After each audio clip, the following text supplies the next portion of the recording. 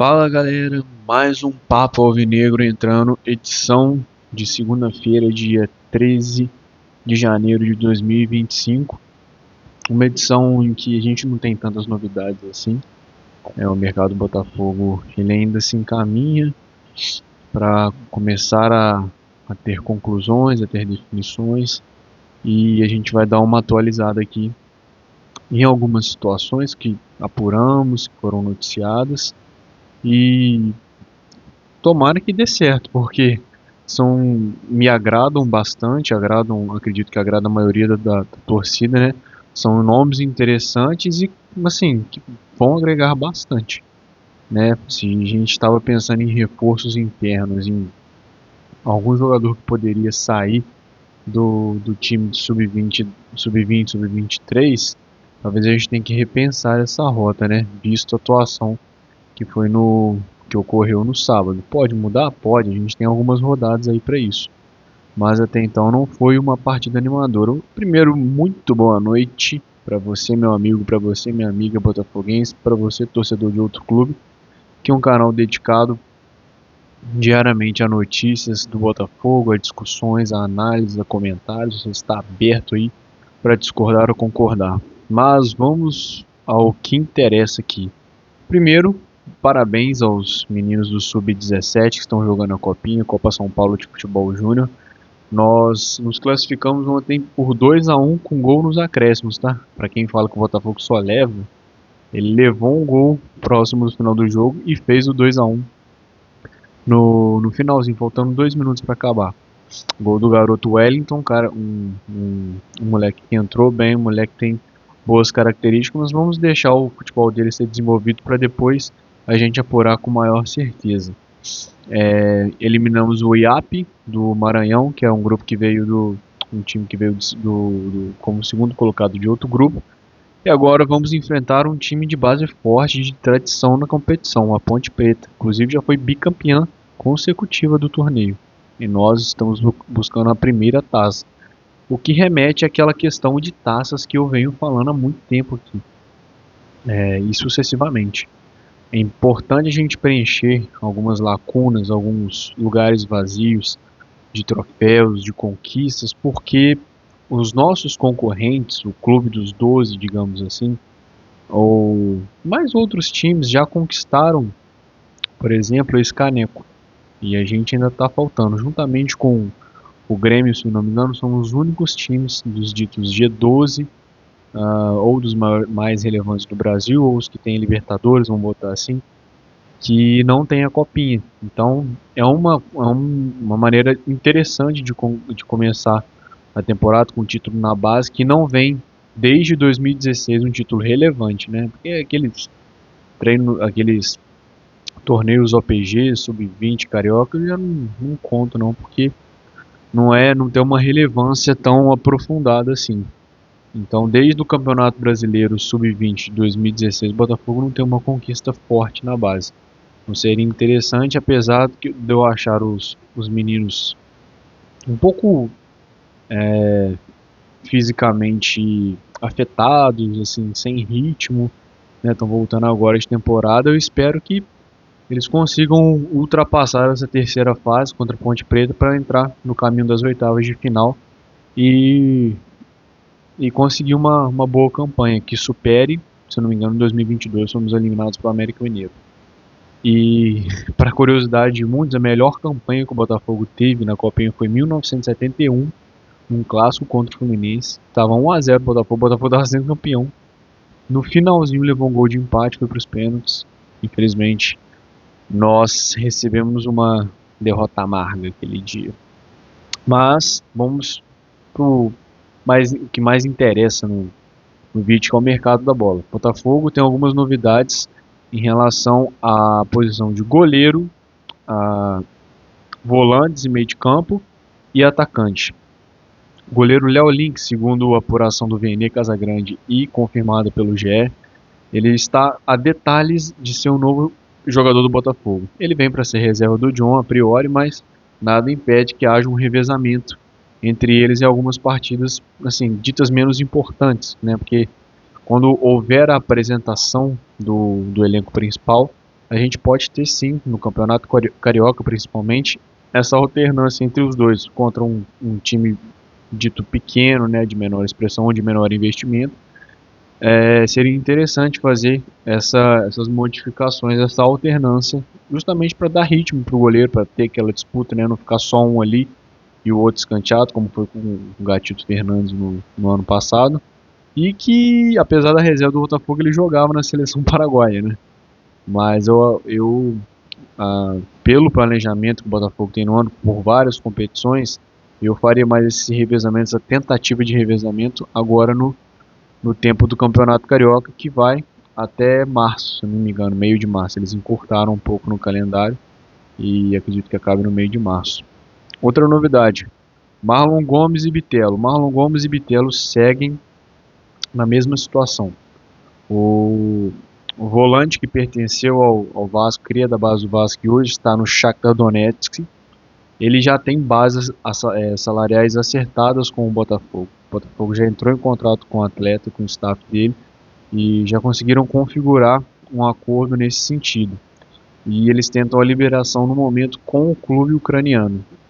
Clubes da Ucrânia e clubes da Rússia estão com uma certa rigidez na hora de entrar em qualquer negócio. Eles não estão entrando muito para poder perder ou assim ceder.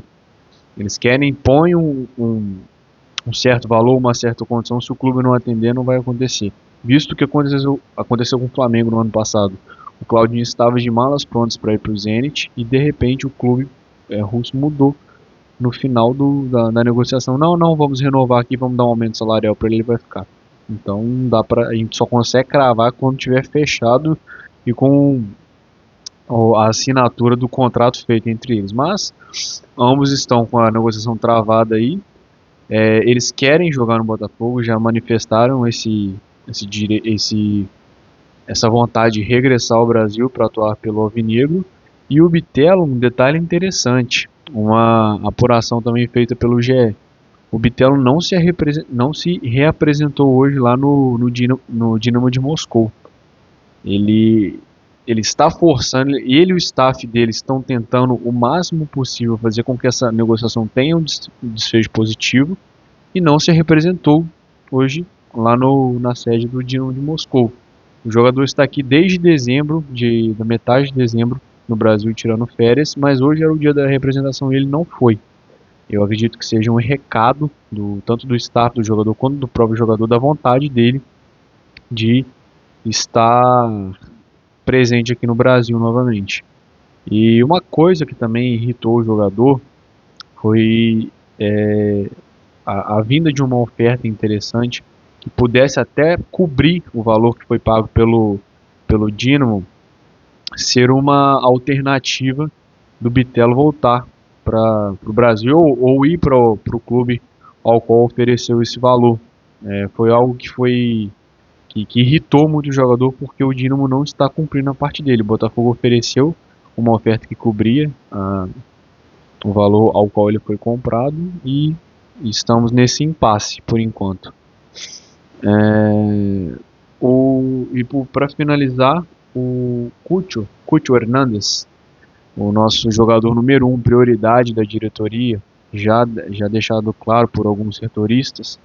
Segundo a ESPN, o Botafogo trata o jogador sim como aquele substituto, talvez do Tiquinho ou do próprio Igor Jesus, caso esse seja negociado, porque a janela ela vai ter sua abertura durante muito tempo, então a gente não sabe dizer se vai ser para um ou para outro. De qualquer forma, a vinda do jogador só agregaria. Ele foi um dos destaques da MLS no ano passado.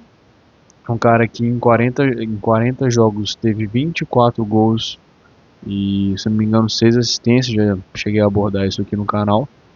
E assim, é considerado difícil porque o Columbus Crew, que é o detentor do passe do jogador, ele está pedindo na casa dos 16 a 18 milhões de euros para liberar o jogador ou para autorizar uma conversa, enfim, para abrir negociação. O que está rolando de boato, e isso é boato, tá, gente? Não é informação. é que o Botafogo tá para cobrir essa proposta de 16 a 18 milhões de euros. Não sei dizer o valor ao certo, mas que essa segunda proposta, porque já tinha uma que tinha sido recusada, no valor, se não me engano, de 13,5 milhões de euros, e que o Botafogo enviará uma nova proposta na casa dos 16 a 18 milhões. Se isso vier a ser verdade, ser uma, uma informação e não só questão de boato ou apuração de alguns perfis que não são assim de jornalistas renomados, né? É um cochicho, né? Assim, uma coisa que a gente tem que relevar, né? Não vamos apontar como algo certo, mas que se de caso vier a ser um fato, as chances de desfecho são grandes, porque você atenderia primeiro ao time que detenha os direitos econômicos do jogador, e para ele ali seria questão de acertar a questão de bases salariais, tempos de contrato, até luvas, enfim. Aí eu acredito que não seja muito difícil. Apesar dele ganhar um salário de 1,3 milhão de reais lá no Columbus Crew, o Tiquinho ganhava 1 milhão sendo reserva aqui. A gente tem que entender que se o jogador pedir 1,5, 1,6, ele está no direito dele, né? Porque ele vai para um time que é o atual campeão da América, é o atual campeão brasileiro, um time que em tese só está crescendo, só está reforçando o seu elenco, só está consolidando a sua marca. O jogador tem todo o direito de pedir essa valorização. Ainda mais sendo um jogador querido na MLS, um cara já também com o seu projeto esportivo concretizado por lá. Então, o Botafogo teria total de condição de pagar para esse cara, e vale. A questão é que vale. Você vê alguns jogadores recebendo 2,4, 2,5, 2,6 milhão que às vezes não estão performando muito bem há muito tempo aqui no Brasil em alguns times. E um cara que teve a temporada que ele teve antes, que pode detonar aqui no Brasil, ser um assim, avassalador, pode ser um cara que redefina o que é ser um centroavante, as várias valências do centroavante, não só aquela questão do centroavante parado ou centroavante cabeceador, não, um cara que consegue se movimentar, consegue dar assistência, finalizar. É difícil a gente ver um cara tão polivalente assim.